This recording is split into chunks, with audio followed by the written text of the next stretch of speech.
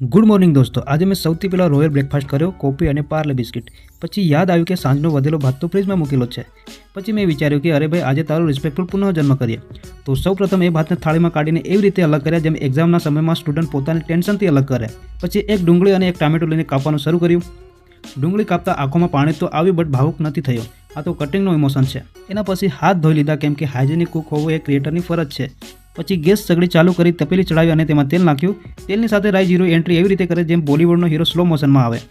પછી કાપેલી ડુંગળી ટામેટા નાખ્યા અને એમ બનવા દીધા ટીલ ગોલ્ડન મોમેન્ટ। પછી ભાતને એડ કર્યા અને મસ્ત રીતે મિક્સ કર્યા। થોડી વારમાં મારી માસ્ટરપીસ ડિશ તૈયાર, અને આ ડિશનું નામ છે ઇવનિંગ રાઈસ રિમિક્સ 2.0। પછી મેં મસ્ત ભાત એન્જોય કર્યા। ખાઈને લાગ્યું કે ચેફ હું છું કે પછી સંજીવ કપૂર મારાથી ઇન્સ્પાયર છે।